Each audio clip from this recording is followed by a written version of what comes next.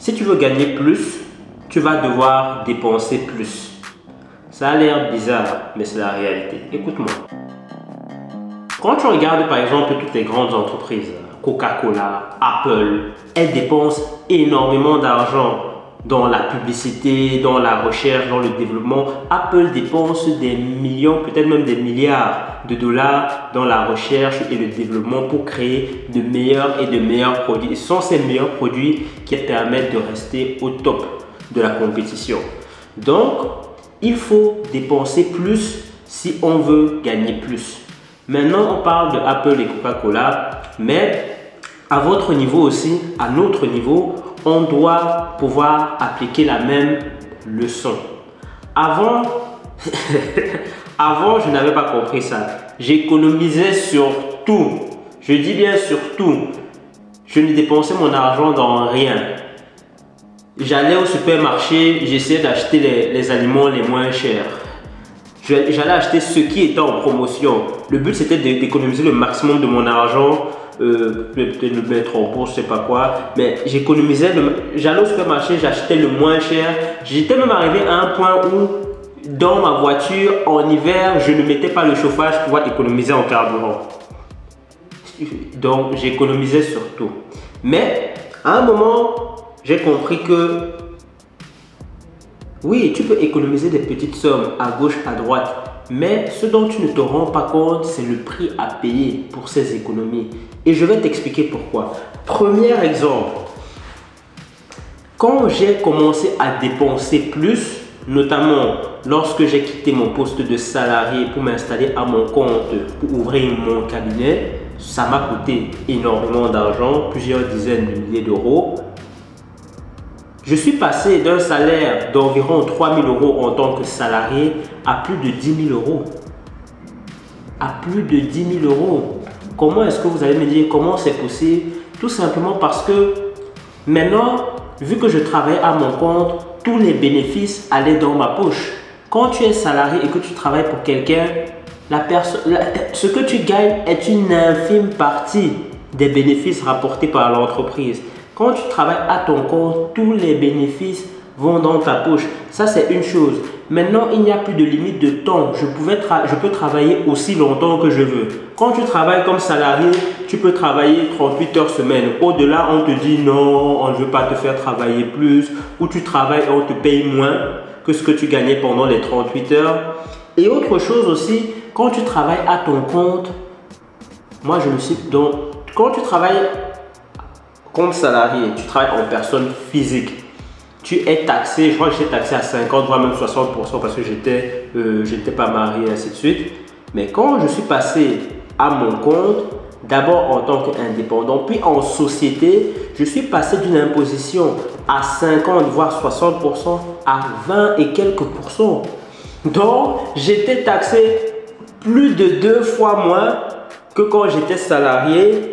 Et avant même ça, je suis capable de dépenser mes bénéfices avant d'être imposé.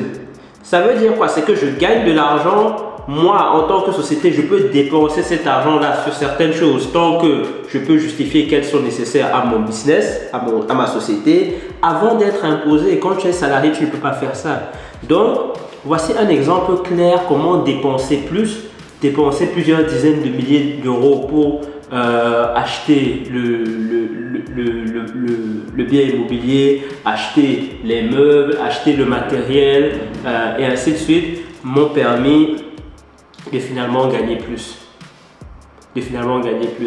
Et ça, je parle uniquement de l'aspect financier.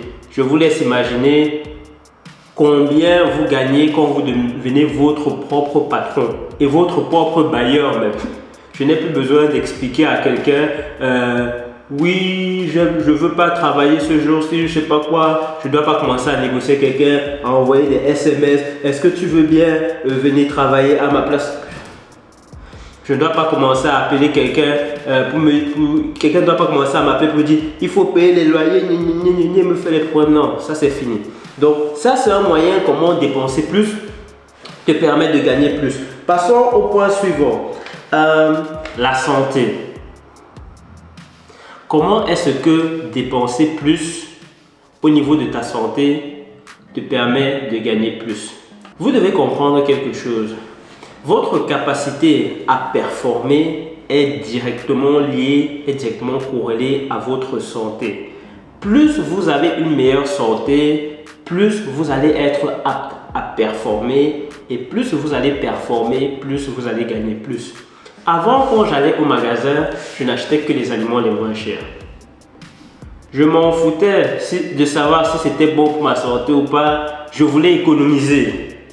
Aujourd'hui, donc je sais pas, avant je dépensais peut-être 200, 300 euros en nourriture par mois. J'ai fait le calcul maintenant, je dépense près de 1200 euros en nourriture par mois. Bien sûr, je dois compter mon neveu dedans parce qu'il habite avec moi, je paye la nourriture pour lui aussi. Mais voilà, je suis à environ 1000, on va dire 1000 euros de nourriture par mois. Pourquoi? Parce que maintenant, je ne cuisine plus. Avant, je cuisinais soit le week-end et en plus, je cuisinais en semaine après le sport. Ça veut dire que je cuisinais vers 23h, 24h. Je cuisine à 23h, 24h, le temps de manger, il est 1h, 2h. Je ne dors pas bien, je ne dors pas suffisamment. Je suis moins reposé le lendemain, donc je performe moins bien. Maintenant, qu'est-ce que je fais? J'ai un traiteur qui fait ma nourriture pour moi. Qu'est-ce que ça signifie?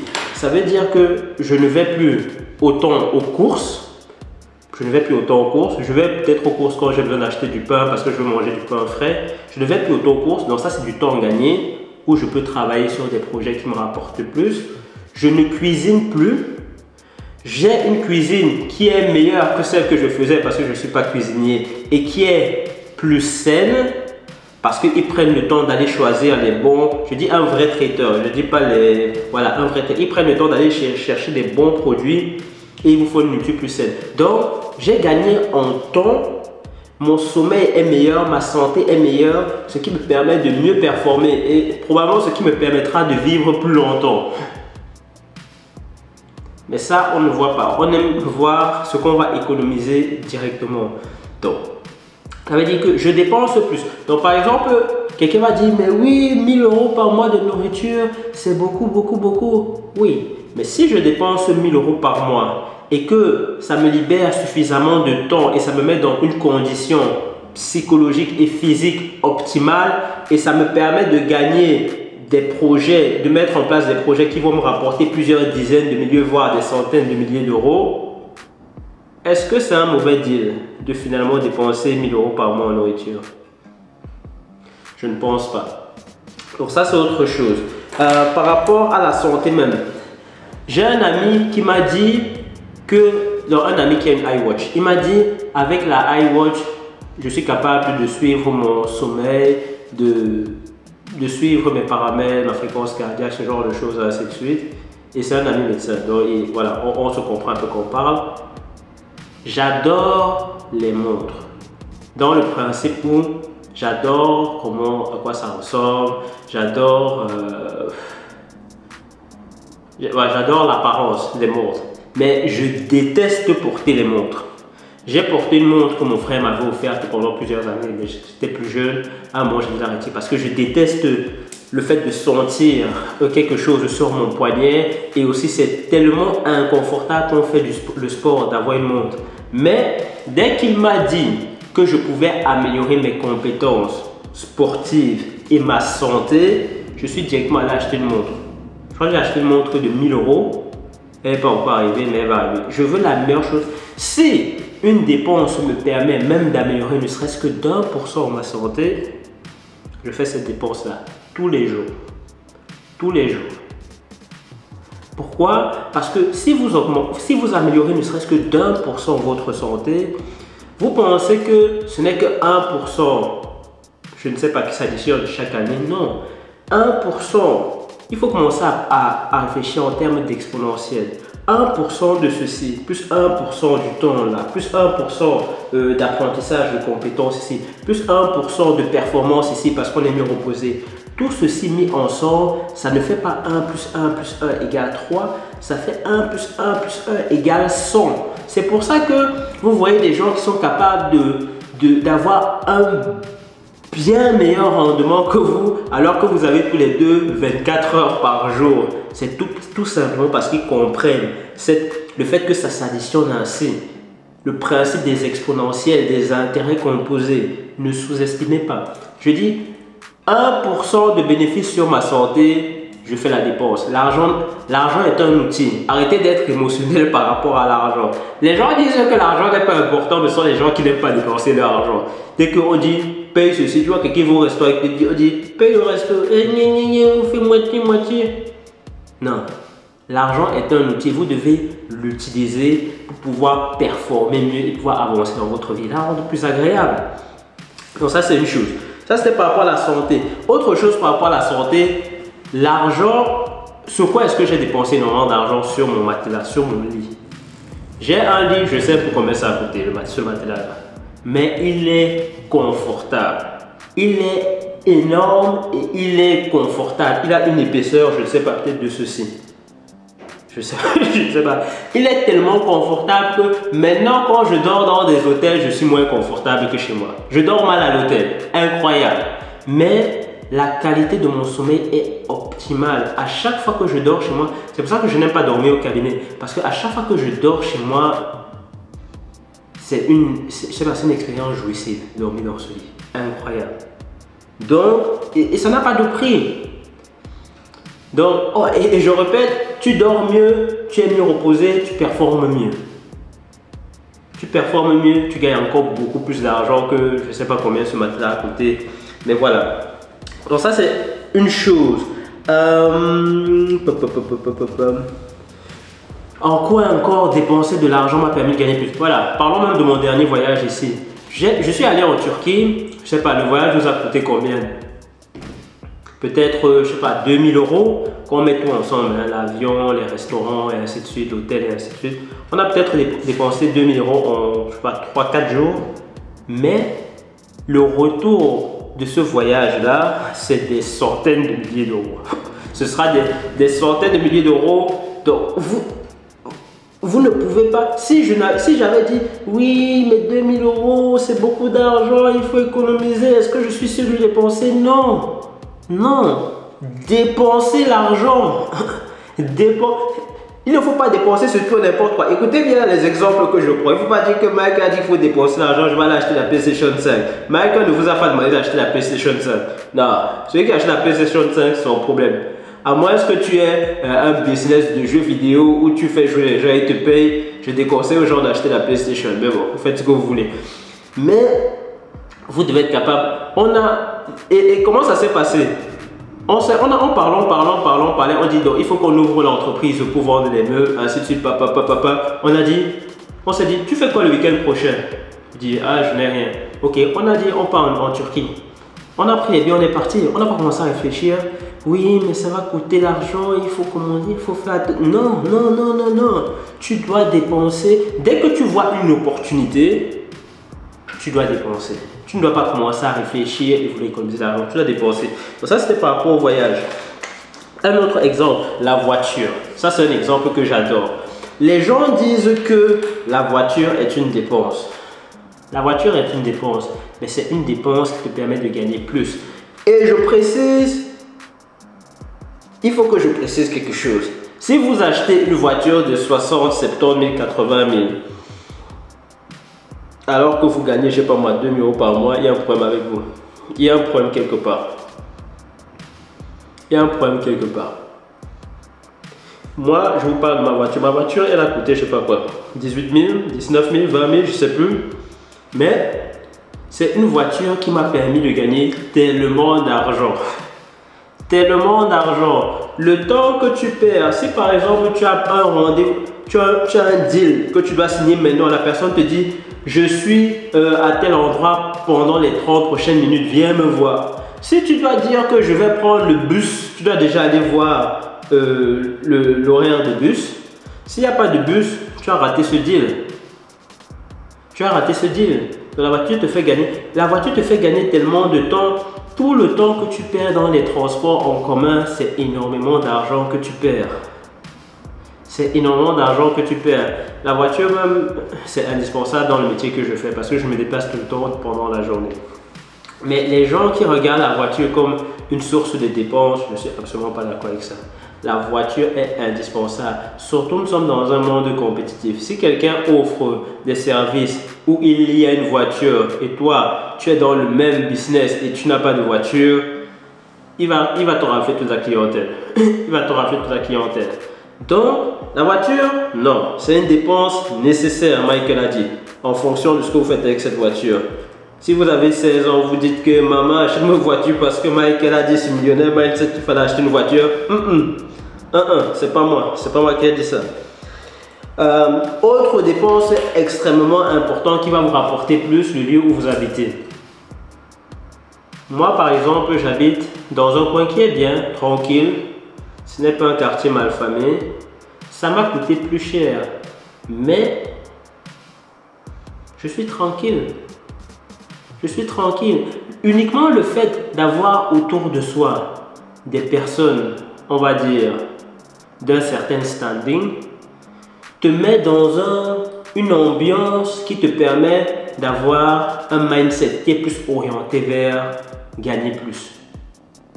Si tu es dans un quartier défavorisé où il y a l'insécurité, où tout le temps, je sais pas, il y a le bruit, tu n'aimes pas tranquille chez toi, tu n'es pas capable de réfléchir sur tes business parce que les gens crient à gauche, à droite, les gens viennent te voler, donc tu perds de l'argent parce que les gens viennent te voler, les gens abîment ta voiture, on te casse les carreaux, on te fait des dégâts sur ta voiture, donc tu dépenses tout le temps sur ta voiture. Tu ne peux... Voilà, tu as essayé d'économiser de l'argent en allant, je sais pas, louer ou acheter dans un quartier défavorisé où il y a de l'insécurité et tout ça, et finalement ça te coûte plus cher. Et aussi, il faut vous dire que lorsque vous achetez votre maison, si vous achetez votre maison dans un coin, dans un quartier avec un bon standing, avec un haut standing, généralement, votre bâtiment va prendre de la valeur avec le temps. Alors que si vous achetez votre bâtiment dans un quartier, on va dire, pas bien, votre bâtiment va perdre de la valeur. Pourquoi? Parce qu'il y aura la dégradation. Le quartier n'est pas bien entretenu tout simplement. Je ne sais pas, la gestion des eaux, la pollution, bref, plein de choses. Votre bâtiment va se dégrader plus que si vous étiez dans un bon coin. Vous avez des gens qui vont peut-être venir, je sais pas, taguer sur votre bâtiment. Le quartier même n'a pas beaucoup de valeur et donc, généralement, ce sont des coins qui vous font perdre de l'argent au niveau du standing. Dépenser plus pour habiter dans un lieu select où on est exposé à des gens qui ont un mindset de croissance, où on est exposé, on a un environnement favorable à la réflexion. La réflexion, vous avez le temps de penser à vos projets parce que vous n'êtes pas toujours en train de réfléchir à comment Sharky, le voisin, va venir vous comprenez. Bref, voilà. Donc en gros, il faut privilégier d'acheter des produits de qualité que des produits de moins bonne qualité. Par exemple, si vous achetez un sac de bonne qualité, il va vous rester plusieurs années. Alors que si vous achetez un sac de mauvaise qualité,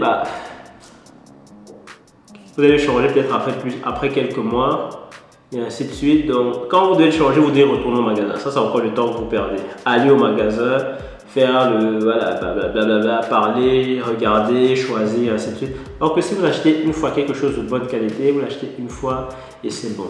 Bon, j'ai beaucoup blablaté, mais voilà, j'espère que vous avez compris que si vous dépensez plus, vous allez gagner plus.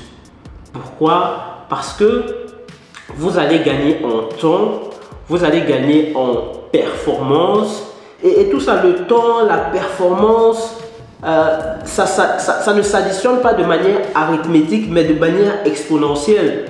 Donc c'est 1 plus 1 plus 1 égale 1000 si je veux caricaturer. Et c'est pour ça que vous voyez comment certaines personnes accomplissent plus que d'autres personnes alors qu'on a tous 24 heures dans notre journée. Voilà. C'est vraiment une leçon très importante. C'est indispensable si vous voulez vous enrichir. J'espère que vous l'aurez bien assimilé. Allez, en attendant, je vous dis see you at the top.